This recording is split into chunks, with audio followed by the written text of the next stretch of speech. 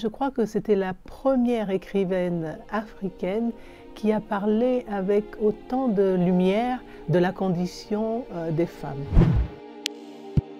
Mariama Ba est née le 17 avril 1929 à Dakar, dans une famille fortunée.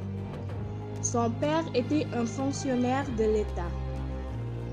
Après la mort prématurée de sa mère, elle est élevée par ses grands-parents dans un milieu traditionnel. Son père, Amadou Ba, est devenu ministre de la Santé du premier gouvernement sénégalais en 1957. Elle intègre une école française où elle se fait remarquer par ses excellents résultats. Après son certificat d'études primaires obtenu à 14 ans, elle entre en 1943 à l'école normale de Rufisque, qu'elle quitte munie d'un diplôme d'enseignement en 1947. Elle enseigne pendant 12 ans, puis demande sa mutation au sein de l'inspection régionale de l'enseignement pour raisons de santé. Mariama Ba s'engage après son expérience du mariage, car ayant divorcé 3 fois, dans les associations féministes en prônant l'éducation et les droits des femmes. À cette fin, elle prononce des discours et publie des articles dans la presse. En 1979, elle publie aux Nouvelles Éditions africaines son premier roman, Une si longue lettre, dans lequel la narratrice Ramatoulaye utilise le style épistolaire pour faire le point sur sa vie passée suite à la mort de son mari. Ce livre manifeste l'ambition féministe africaine, naissante face aux traditions sociales.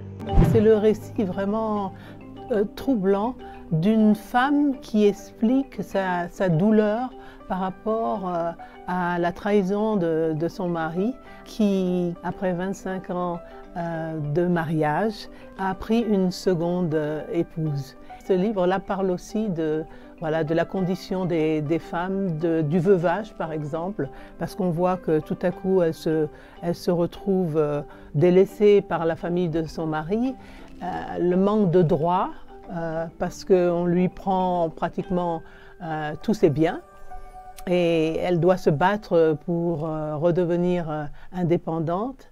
Et puis aussi cette douleur sincère, cette douleur de femme qu'on n'avait jamais entendue auparavant par rapport à la polygamie.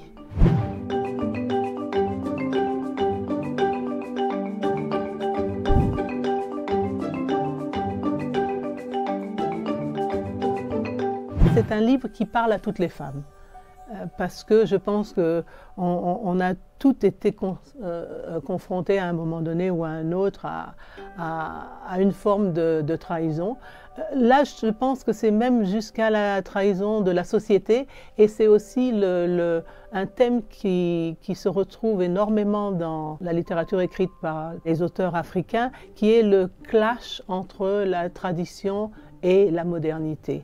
Et je pense qu'on continue à vivre ça.